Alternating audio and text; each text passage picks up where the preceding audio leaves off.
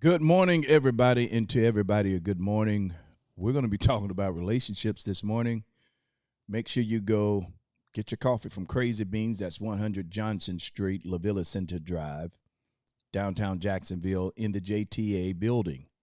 Get the best coffee there. But before we go any further, make sure you get that coffee. Call a friend, tell a neighbor we are on live. It's about to go down. Coffee time, just for you. So invite somebody to share. We'll be back right after this.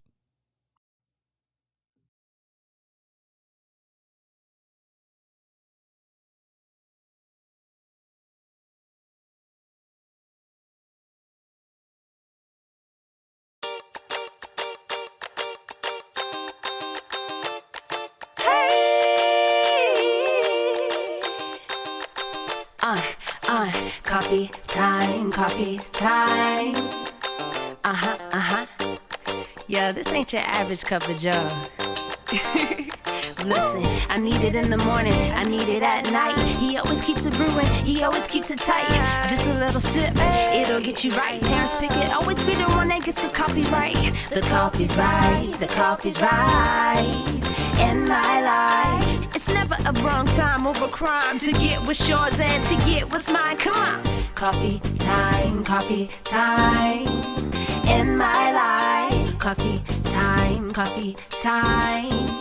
Feels so right. I need a little sugar, put it in my cup. Can you stir it, Terrence? Let me know what's up. And at the end of the show, you can brew another pot. And good morning. Invite somebody to share. Tell them coffee time is on. I've been having problems out of my right shoulder.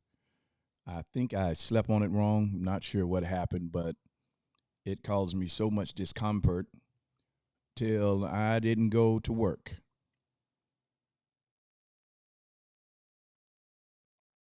I am going to work. I just hadn't made it yet. Normally I'm at work by 4:30. But because of this shoulder, I didn't go. Now, I have something that I take, and I pray when I take it. It's in the bag. You see it. It's not the little blue pills some of y'all boyfriends be taking. It's blue, but it ain't. Yeah, God be glorified. But it makes you drowsy. So I took them kind of late, and as a result of that, I'm still. Susan, you look for me. I'm so sorry I wasn't there. So sorry I wasn't there. I'll be there in a little while, though. I'll be there in a little while. So we don't get an opportunity to do this the way that we used to do it in terms of the frequency. I used to do it every morning. Now it's, here in Cannes when I can. And we're going back on network TV. We've got a lot of stuff that's moving in the right direction. We are growing, so I depend on your support, and I appreciate each and every one of you. I appreciate each and every one of you. Susan, I appreciate that. Let me do my good mornings. Let's do this. Duchess O'Neill, good morning. Tina White McPherson, good morning. Teresa Bryant, good morning. Nikki Mitchell, you've been on my heart the last 4 or 5 days. Not sure what's going on with you and your little buddy. But we need to get your stuff. Oh, okay. I need not say no more because you know exactly what I'm talking about. Vonda Oliver, good morning. Teresa Bryant, good morning. Jerry Brown, good morning. Pamela Davis Stewart, good morning. Katina Harris, good morning. Sarah Jones, good morning. Samantha Sims Warford, good morning. And Susan, good. Philpott, good morning to you all. So haven't done this in a while. Haven't done one on relationships. Again, shout out to Crazy Beans Coffee, who is our leading sponsor. The best coffee in the world is at Crazy Beans. I'm not saying that because I'm the owner. I'm saying it because it's the truth. It's the best coffee on this side of heaven. We got these new burgers too, y'all. Listen, we rolled out hamburgers. Juicy, good. I promise you, taste like you got them off the grill. at Crazy Beans Coffee. We also have seafood salad. Oh, yeah, we do more than coffee. We do seafood salad. We got smoothies, teas, iced lemonades, regular lemonade, strawberry lemonade, mango lemonade, pineapple lemonade, peach lemonade. We've got all the flavors. So you need to make sure you make it to Crazy Beans Coffee. Check it out. It's in the JTA building, 100 Johnson Street. When you get there, it's going to say 100 La Villa Center Drive. So the name of the road is La Villa Center Drive. It was changed to that, but it's not been changed in Google or Waze. So if you're trying to find it, it's 100 Johnson Street. Okay? So check it. When we're on relationships this morning, and I think there are so many things that we need to talk about or discuss as it relates to getting in a relationship with someone or being in a relationship with someone or keeping a relationship with someone. And one of the things that we have to address when it comes to relationships is we've got to learn how to address each other's trauma. You know, no one likes it. No one talks about it, but all of us have been traumatized.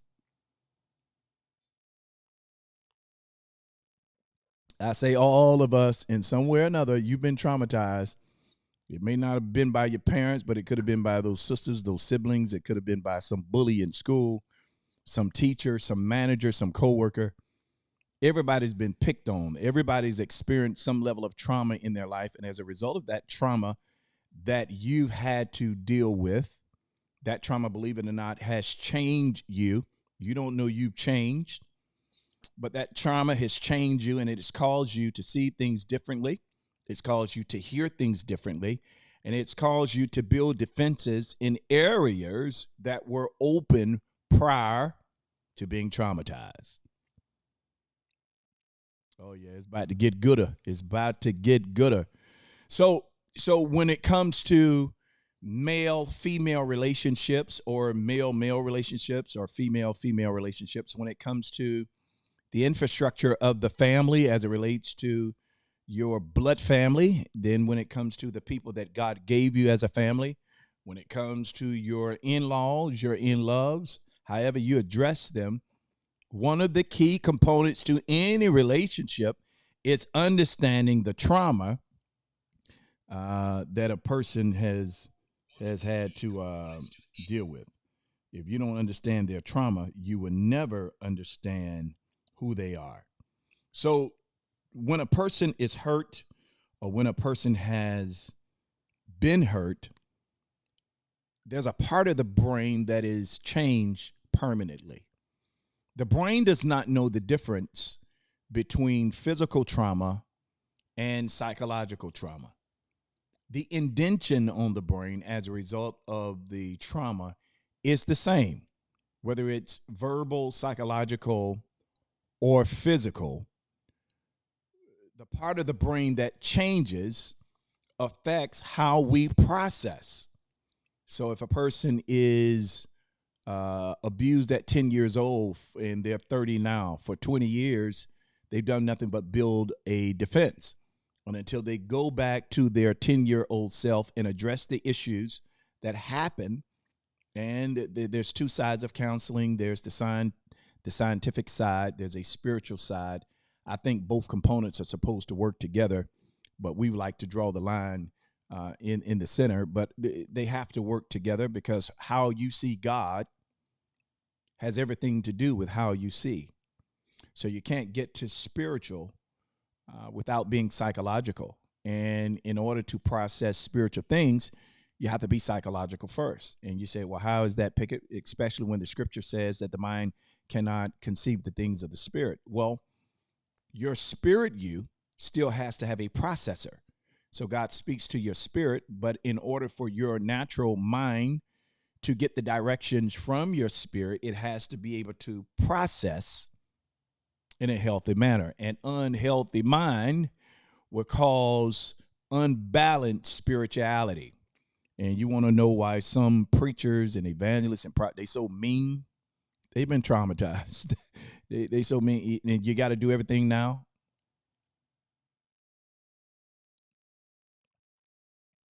You want to know why some of them preach against the very same things that they do? Trauma.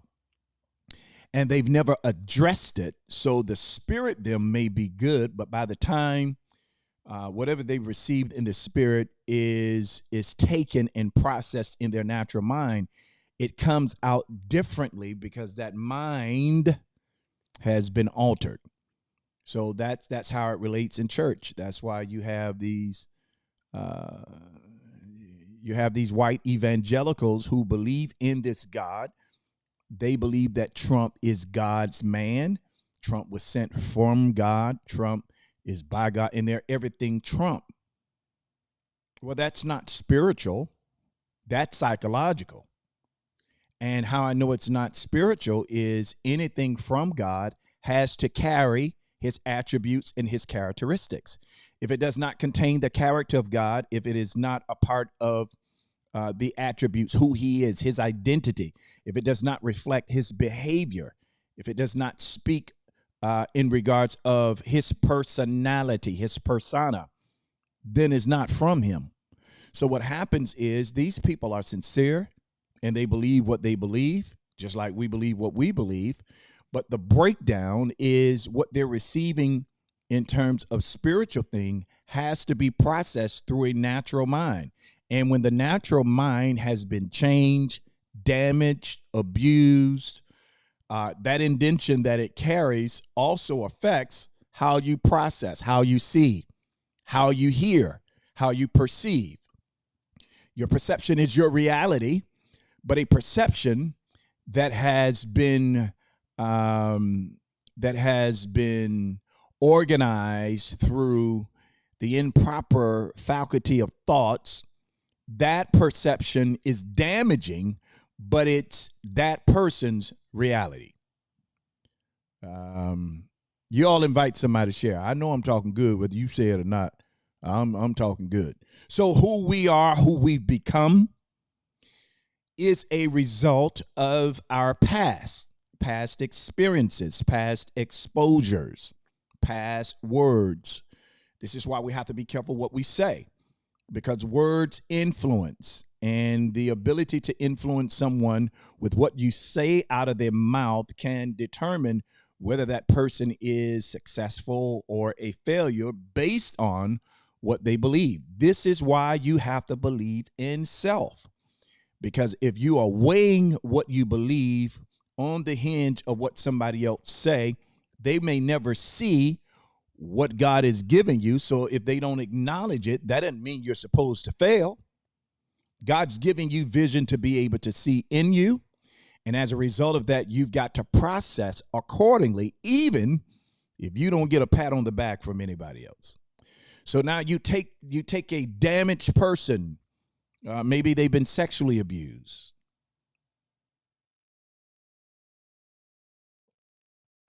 Maybe they grew up in a house where daddy was always beating mama, or mama was always beating daddy. Maybe they grew up in a house where the relationships were unhealthy, where they cheated on each other, and you found this stuff out about mama. You found this out about daddy. Well, if it hurt you to your core, it also unrooted a certain part of your originality and who God created you to be. We are poisoned by what we understand.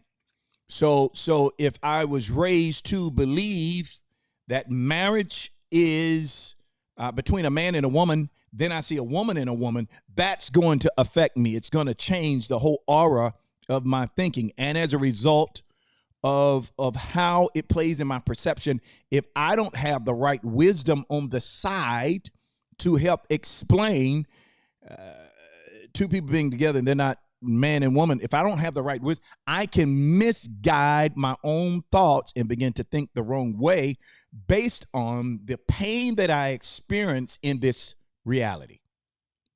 So this is why we have to have government. This is why we have to have government of mind. This is where accountability is necessary, because accountability helps you process so you are not your own governor to what you believe. You've got to have somebody to help you out. You've got to have somebody that's going to be willing to tell you the truth, even if it's what you don't want to hear. None of us can properly process everything in regards to us. We have to have wisdom and people around us. This is why when you go into business, the first thing that they tell you to do is create a business plan. Well, what is that business plan? It's really a glimpse of where you're going. But in order to see where you're going, you have to have evidence of where somebody else have been. Statistics, facts, all those things are based on somebody else. So you can't talk statistically.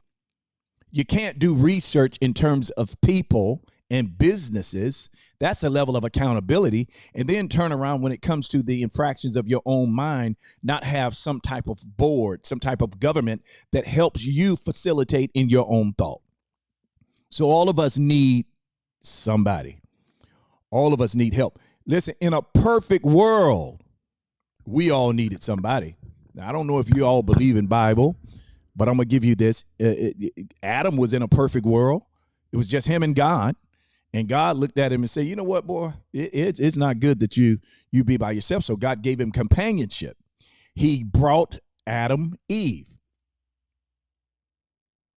Well, in order for him to bring Adam Eve, there's a level of reconstruction that he had to do so Adam could receive Eve.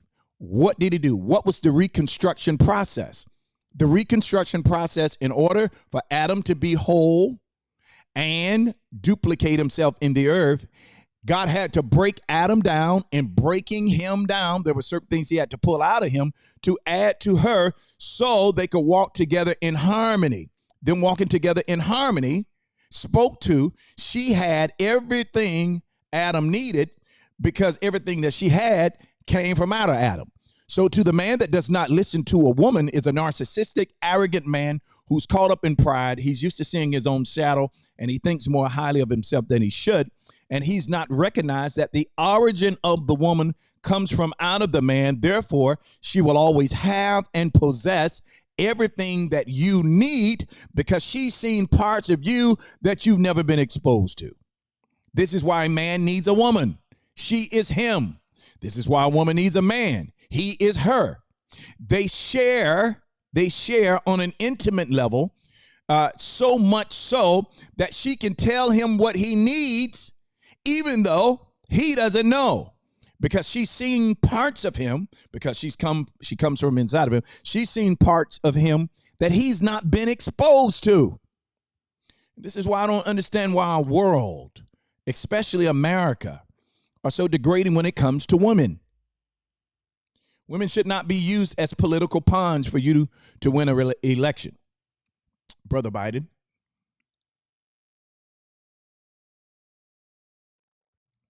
You should choose them based on their credentials, based on how they complement what you believe. So when it comes to relationships, if we're going to understand each other, that it takes accountability. We both have to be accountable. The man has to have a government. The woman has to have a government. Sometimes that government can be found in friends, in literature, books, church, sororities, societies, groups. That's for the woman. For the man, of course, fraternities, groups, same thing. There's a government that each one of them have to be submitted to in order for them to be healthy for each other. You're not going to be healthy for each other, submitting yourselves to each other and each other alone. There are some things that happens in the relationship that should stay between the two of you, but you're going to have to always seek a higher opinion. This is why I believe that godliness, the wisdom of God is important, because it's going to help facilitate how you frame your thinking. So you need friends and people around you that will check you, even about the one that you chose to be with. You don't need people around you that's going to be a part of your destruction and your downfall. They encourage you to do things that are not in harmony with love. Girl, if I was you, I'd leave him. Well, you're not her. You're not made up as her. You don't need people telling you what they would do if they were you. You need people telling you what you need to do without them being you. Them knowing you and them knowing the situation.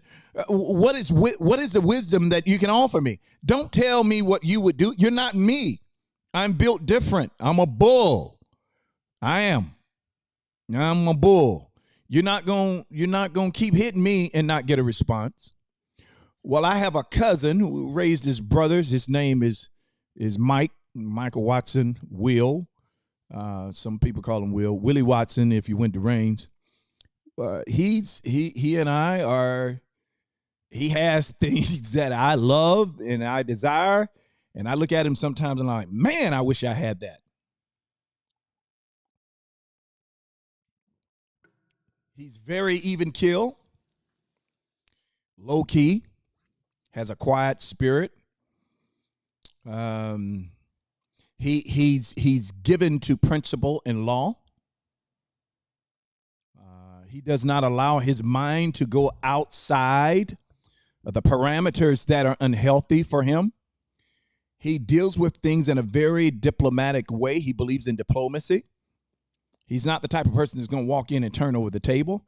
He's going to try bipartisanship. He's going to try to bring peace from both parties, both sides. He's one of the pieces of iron that God has given me to govern my own life. Whenever it comes to making certain decisions, he's the voice, definitely. One of them at least, that I will go to and say, hey, here's what this is. And he's told me on many occasions, we talk about it all the time, I am the same thing for him. So there are certain things that I take to him because I need him to put his wisdom on it. Now, that's not to negate my other brothers, Gene, Train, Amp, Fred Webster. Fred got so many names. There are other people, Pastor Andre Cooper. There are people that God has around me. And I don't go to all of them for the same thing, same reason. There's some things I'll go to Gene about that I won't go to nobody else about. Because where he sits in my life. And believe it or not, he's given me the raw truth. Here recently, he told me something. Boy, you should be ashamed. I mean, he went in. You should be ashamed. You whatever, change that. You have to have a governing board so you're not left to your own thoughts and opinions, because just because you think it doesn't mean you should do it. Just because it comes to your mind doesn't mean you should carry it out. And if you do not have a board, my question to you is, who does God use to help you govern your life? The reason relationships don't work is you have two parties who are not working on becoming better because they're governed by themselves, sharpened to themselves. They only know what they know, and they get better at what they know, and they don't have outside influence. And this goes against, and it totally negates the order of God. God did not want you to yourself, for yourself, by yourself. That's why in a perfect world with a perfect man, in a healthy environment, he gave a perfect man a perfect woman.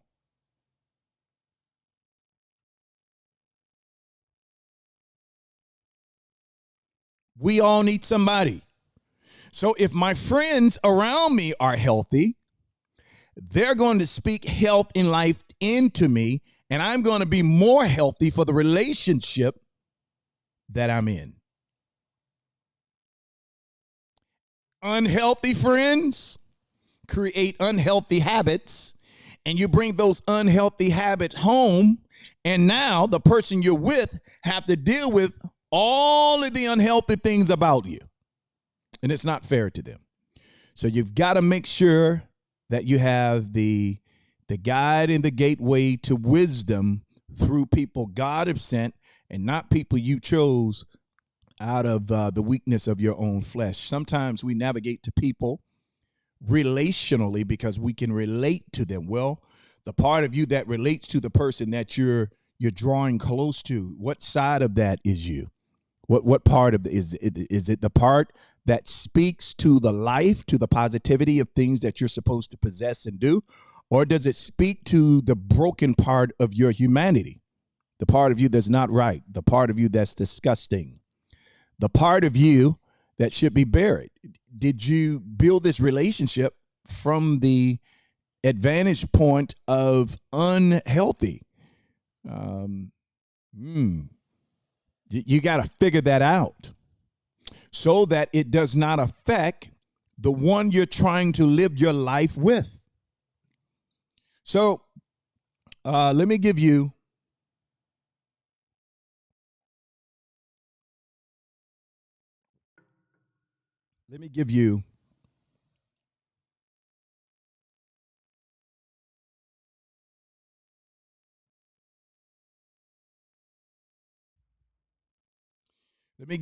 a scenario.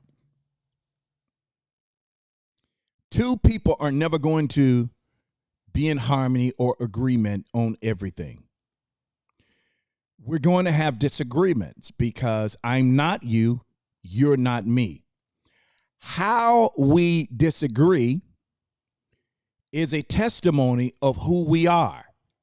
Who we are is a result of where we've been, what we've been exposed to. So if we have a disagreement, and the disagreement is pretty serious, and you result to calling me out of my name, you result to some negative behavior, then it's not the disagreement that causes you to be negative. It's what you've decided to allow the disagreement to do with you. Your response has everything to do with what's in you. Because if you weren't a negative person, you wouldn't have negative ideas, and you wouldn't be trying to hurt the other person because you're hurting. The reason the statement is true, hurt people, is because hurt people fail to realize and recognize that they've been hurt, because most times, more often than not, they've not recognized their own pain. There's no self-identity. There is no self-awareness. And because you're not aware of self and where you've been hurt, you begin to respond out of the pain that's internal, then react based on what you know. So there's this constant war between your emotions, which speaks psychologically of how you feel, and then your intellect, your intellectual, the way you intellectualize, the way you think, your intel based on what you know. There's a constant war between how you feel and what you know. Here's what I know. I know I don't agree with you, but I'm not going to allow my emotions that you've probably triggered in this disagreement to get the best of me. So I have to have self-awareness, and I have to have emotional intelligence so that I keep my emotions governed and keep them down so that I can deal with the situation intellectually. Not just based on what I know, but based on what I know about you. I know you can't handle whatever, so I'm not going to embark on what I know you cannot handle and throw it at you as a grenade to get you back because of a disagreement. But if I don't understand, if I don't have self-awareness, if I've not taken the time to study me, to know who I am, it's going to be very difficult now for me to understand you, your position, where you are, and what you possess. So it's going to be easier for me to respond out of how I feel than what I know. So if we're going to deal with each other in maturity, then there are certain things that I know about me, and there are certain things that I know about you. When I understand through conversation where you've been, which is the makeup, it becomes the DNA of who you are, then I know certain things are going to cause you to feel a certain way. Those are the things I'm going to stay away from in a disagreement, because just because we disagree doesn't mean we have to hate each other, especially if we're trying to build something in harmony. But immature people, People who don't have self-awareness, they don't know themselves, so they've not taken the time to get to know you. They use what they know about you against you because it's not about resolve. It's about causing get back, pain. And that's immature. And if you're in a relationship with someone who's immature, who refuses to grow until they make a conscious, concerted effort to grow and to change, they're going to be the child that they are. And if you're a woman, you're going to have to raise another little boy. And if you're a man, you're going to have to raise another little girl. We all have to take responsibility for who we are. It may not have been our fault for how we turned out, but it becomes our responsibility to change where we're going by recognizing what we are and what we are not, and making the necessary adjustments so that we don't get into a relationship and hurt each other, kill each other, rob from each other, take from each other. It becomes my personal responsibility to become a security blanket for the person that I'm with. And here's what it means to be their security. I'm not going to do anything, even when we have a disagreement and I'm not liking you in this moment based on what I feel emotionally. I'm not going to use that as an opportunity to attack you and to cripple you and hurt you even more. Got to grow up. So there are three things that we need. To understand in order to deal with each other properly. The first thing we need to do, understand where a person has been. A person's actions or reactions are a result of a root. How a person responds, who they are, is the fruit. It's the end result. But fruit is a result of root. You've got to get to the core of who they are, understand how they process, understand how they think, and it's going to tell you why the fruit look the way that it is. When you deal with people on a fruit level instead of a root level, you're going to always be in a position where you're reacting instead of responding, which means that this person can put you on an emotional roller coaster. They determine when you go up, they determine when you're down. They determine when you even kill, when you have peace. And you've given this person power over you that they should not have. But when you deal with people based on what you know about them, the root, even the scriptures tells us, it tells the man, hey, brothers, this is Bible. When it comes to the sisters, when it comes to the woman, deal with them according to knowledge, according to what you know. Now, you know that woman can't handle much, and you know she's emotional, then you're going to have to come up with a plan to put her at ease so that she doesn't lose the security that she needs in you. When a woman loses her security in you, she becomes untrusting towards you, and it affects how she reacts when you begin to speak. You say what you want to say. A woman's respect level for a man is contingent on how she views him based on her level of trust towards him. She don't trust you. She's not going to listen to you. And you're going to tell her, don't do this, don't do that. She ain't going to listen because she's not secure in the information that you gives her. Something has happened that have caused her to uproot her trust in you, or maybe in the dating stage, she never gained trust towards you.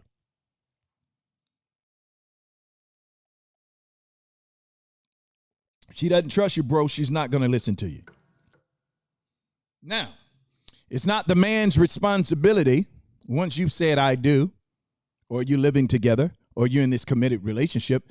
It's not the man's responsibility to try and gain your trust. You say you trust him when you moved in with him, when you married him.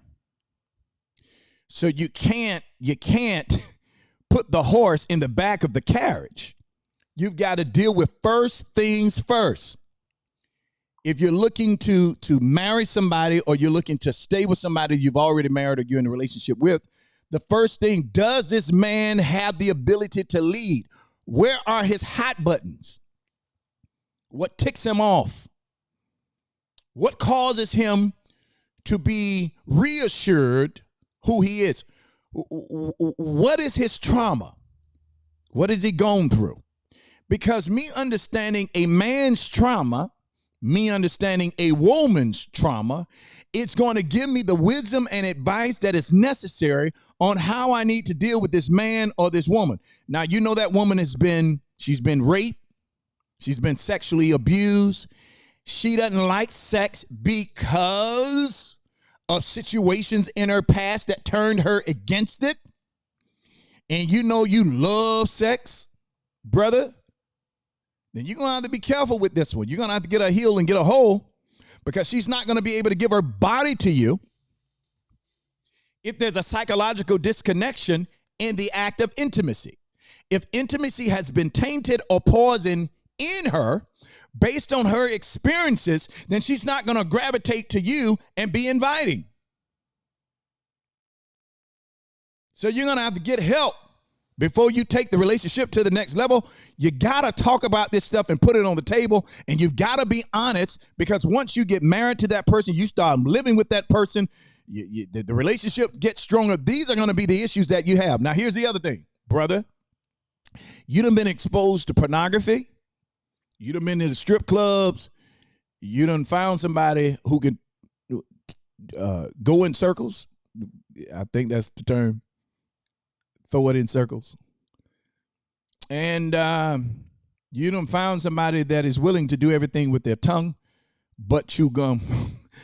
And that's what you are accustomed to. And you get someone who doesn't know anything about that lifestyle. You can't make her become a result of the fruit of past experiences. She's not there, bro. She's not there. Okay? So you used to seeing that thing jiggle, and used to popping that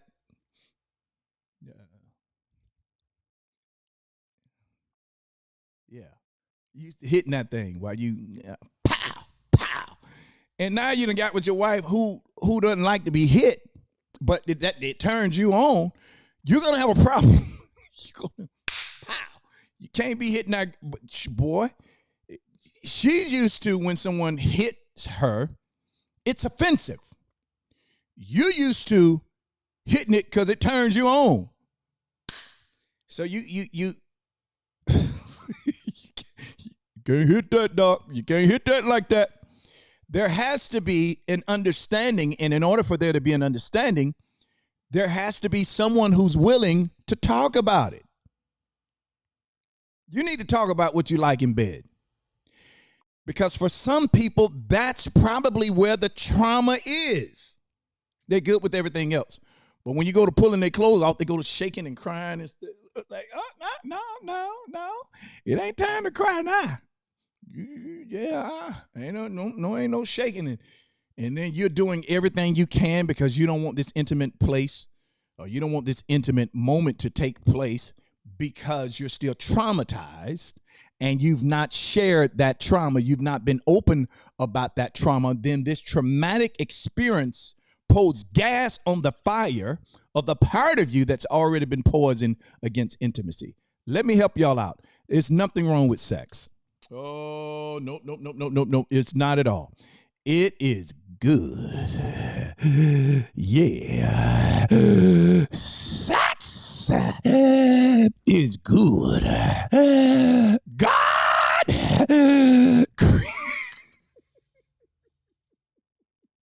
God created it, and it's good. It was intended for pleasure, for you to enjoy. But, you know, when you're married, now, I don't know how much of this I should share. Okay. Now, y'all know, in case you don't know, I'm going to go ahead and tell you. Man, I've been single, unmarried almost 20 years. I'm a man of faith. I'm a man of prayer.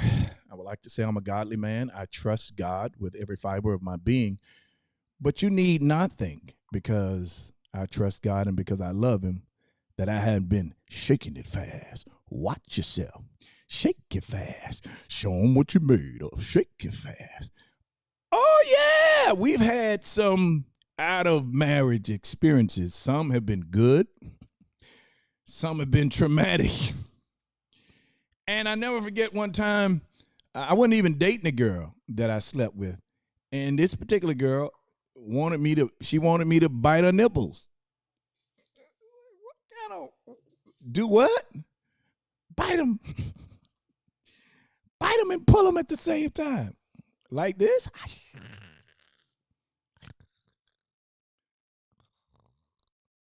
And I'm like, harder, bite them hard. Girl, if I bite this thing any harder, you won't have one.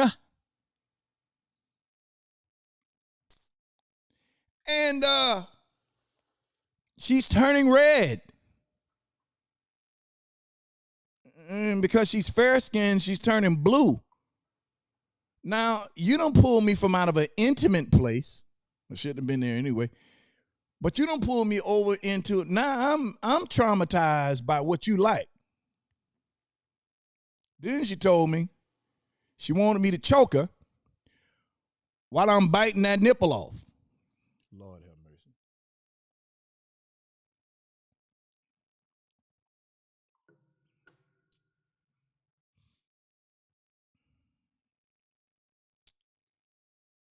What do you mean choke you? You don't want to. So, after this moment, I had a conversation because it scared me. You do understand that if I choke you, I'll kill you, right?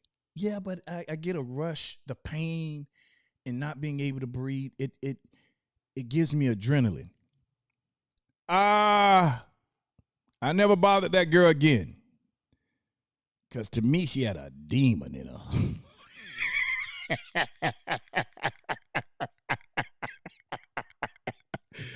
A demon. So my point in saying all that is some people are traumatized because of what they've been exposed to. Then they try to take their past experiences and put it on someone who doesn't understand. Now, I believe that the bed is undefiled. Marriage is honorable and all. The bed is undefiled. What you do in your bedroom is your business. I don't believe a church can regulate it. If you want to pour hot candle wax on yourself and that does it. I've had guys to tell me they get turned on by sucking toes. Boy, what? Toes? Putting your feet in my mouth? Have you lost your mind? But whatever you do, I might have to do this coffee time after dark. You want somebody to put clothespins on your pearls? Something wrong with y'all. Some of this kinkiness is crazy. And it's because, yeah, you like pain. You want to be slapped real hard and you ain't satisfied unless you all wept up. Look like you've been in a fist fight by the time you leave the bed. Hey, but you can't make someone be that because that's what you like. And they're not accustomed to it. That girl scared me.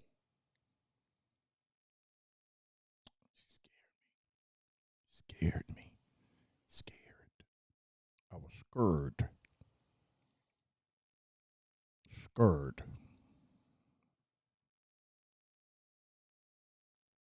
So you got to learn another person's trauma so that their trauma will lead you to the root of who they are. And that's going to give you the historicity of who they've become so you can better deal with the relationship.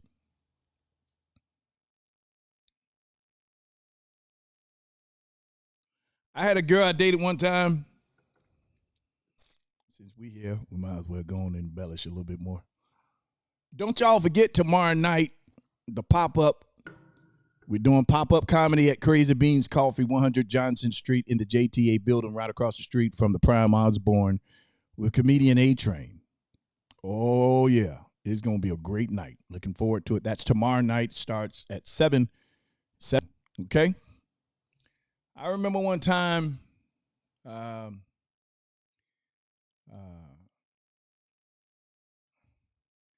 dated a girl there was nothing but purity in this relationship. It was pure. But I remember we had an intimate moment and things got heated. We'd been together for about 2 years. Things got heated. I bit that neck. And with passion and dignity, I bit her neck. And she went to shake it. we didn't have intercourse. We hadn't had intercourse. We'd been together 2 years. We just didn't take it there. That's not what we did. And one day I bit her neck, licked her neck, sucked her neck, and she went to shaking like a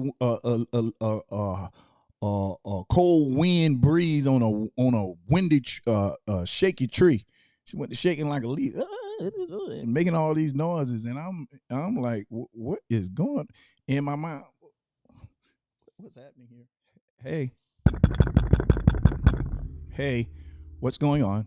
What happened? Hey, you're scaring me. I mean, shaking hard. We sat down later, when she went to shaking, of course, she killed the moment.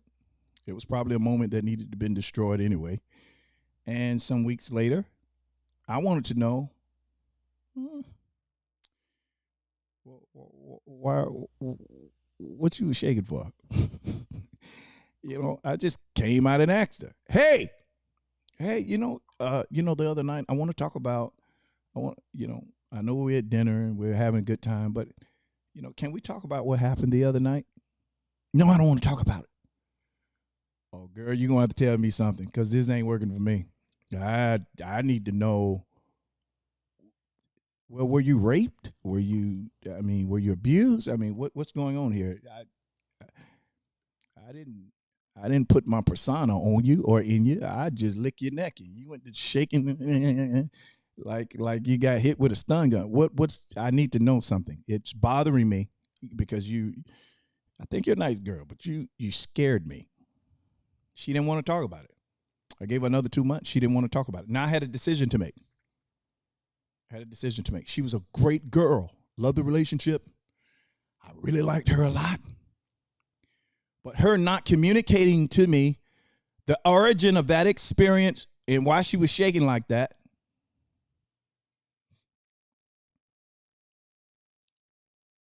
I had a decision to make. Can I gamble with this and act like it doesn't exist? Or do I put the relationship on the line? Because it was that important to me. What you shaking for? I ain't even did nothing yet. I got a few things that'll make you shake. Yeah.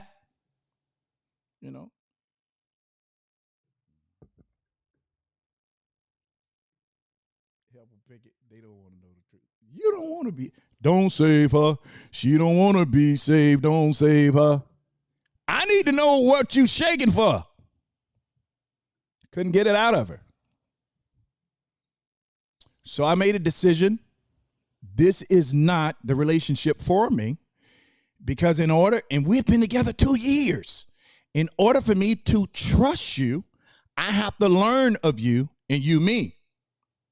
You don't want to tell me what was going on. I know I didn't hurt you. I know I didn't hurt you. And she began to open up and tell me that there were some things that were off limits. And that was one of them. And she didn't want to talk about it. I say, well, you don't want to talk about it now. You don't want to talk about it never. She said, I don't know. Well, I had a decision to make. I chose, because I needed to know. Now, it's about 5 months done passed since she was shaking like she had got an electrical shock, like they were doing. How they do when you die and they bring you back, they shock you. I broke up with her. Because whatever the root of that was, I didn't understand it. It was confusing, and you don't want to talk about it. If a person is not willing to communicate their experiences, then their experiences have more value than you. Now, well, what if she's still damaged? Well, you need to get healthy before we can be whole.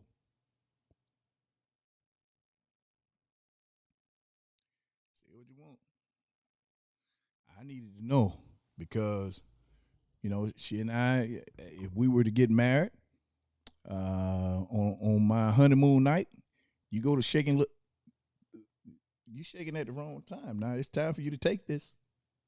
Take ye all of it.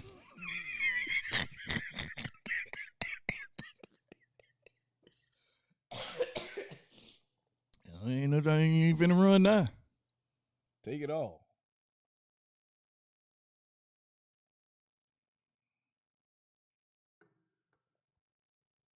And her inability to communicate the root or the source or whatever that was caused instability in me. And instability leads to unavailability. So I broke up with her.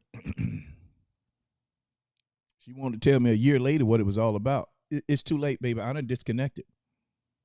Thank you for being honest, because I was still curious. But it was too late.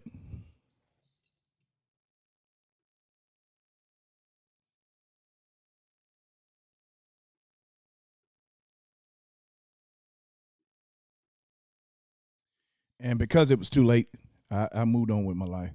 Lesson learned. So now one of the first thing I asked, hey, what have your sexual experiences been like? It's not because is that what you're about? It is, because it's gonna get there eventually. And when it gets there, I don't want you shaking. You see how that scarred me? What did you talk about? Listen, I've had some experiences. Do you like pain? You want to be choked and slapped and treated like a slave? What do you like? You want to be drugged? You got to talk about this stuff. You got to talk about it. You have to discuss it in the initial stages, because it's a lot of the trauma that we've hidden for years. We've decorated it with a whole lot of stuff, and we've not had a direct conversation. And because our inability to have a direct conversation about the things that have affected us, we now hold a person hostage to what we want based on our abused, misused self. If they don't want to communicate and tell you what that issue is, that's a sign that they're going to be keeping secrets later. I need to know. I met a girl, this is about 12 years ago, maybe. She was a social worker by day, but she had another ministry at night.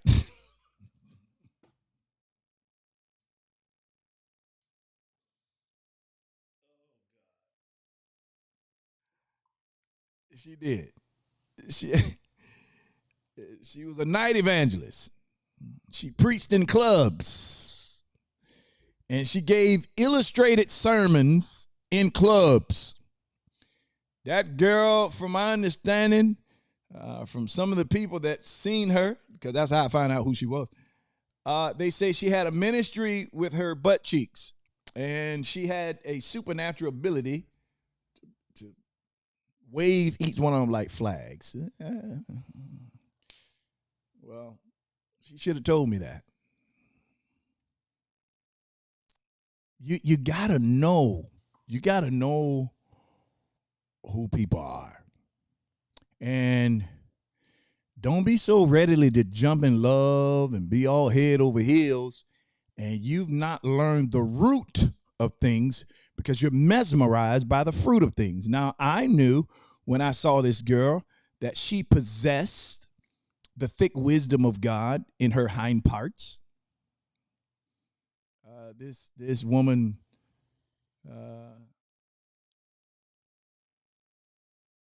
she had a bright future behind her. She was built. She's a brick house. Oh yeah, oh yeah, oh yeah, oh yeah. Thickness was a person. This girl was built. Yes, sir. She had childbearing hips.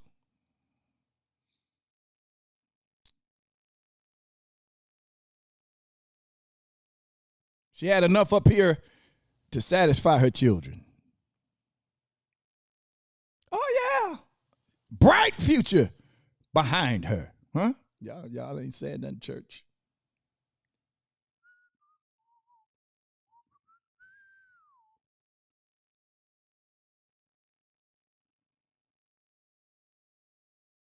When she began to wobble, baby, wobble, baby, wobble, baby.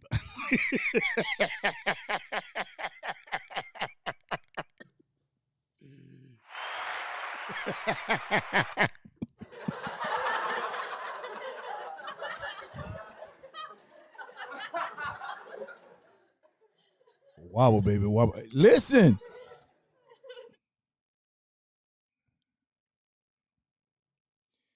But I didn't know she had a night ministry. She had a pole ministry. And don't tell me she was shaking it for Jesus.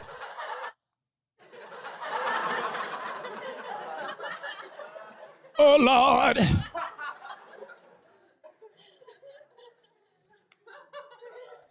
Before you give yourself in your entirety to anybody, that is the investment of your life. You better know something about them. You better get to know their trauma. Get to know what made them who they are and stop being so mesmerized by what you see. All right. Whether you like it or not, that's what it was this morning. I'm so sorry if you were offended. But we got to tell the truth. All right. Got to tell the truth. Hey, I appreciate you. Without your ears, I don't have a voice. You make this possible. Thank you for all my supporters. Those of you that give monthly, Cash App is on the screen. Continue to do so. Those of you that want to give, continue to do so. Please, we need it. Help us in what we do. You were born to win, predestined to succeed. There's nothing that can happen to you today that the wisdom on the inside of you is not able to handle. You got to calm down, slow down, listen to the wisdom, practice emotional intelligence, and trust God. In everything, God will give you wisdom. When you listen to wisdom, you will always win. You all have a great day. That's our relationship stuff for today. We're going to try and do the same thing tomorrow. You have a great day, and always remember to think higher, speak life. Don't forget to give. Don't forget tomorrow at Crazy Beans Coffee, 100 Johnson Street, 100 La Villa Center Drive, right across the street from the Prime Osborne Center at 7 o'clock. A-Train Live, the pop-up is what we're going to. Janelle, Lynette, Toby, you missed a whole lot today. Y'all tell everybody that missed coffee time today they missed a trick. Oh, yeah, I told y'all on a post a few days ago I was going to go in. Jerry Brown, you got it. I would check my inbox. So don't forget to come by. You got to have a ticket to get into the show tomorrow. It's on my page. It's on A-Train's page. And today, if you want coffee, smoothies, teas, whatever your drinking needs are, we're able to provide. We have the best coffee on this side of heaven. Make sure you come to Crazy Beans Coffee because that's where it's going down at, all right? I appreciate you all. I love you all. You have a great day. We'll see you next time on Coffee Talk.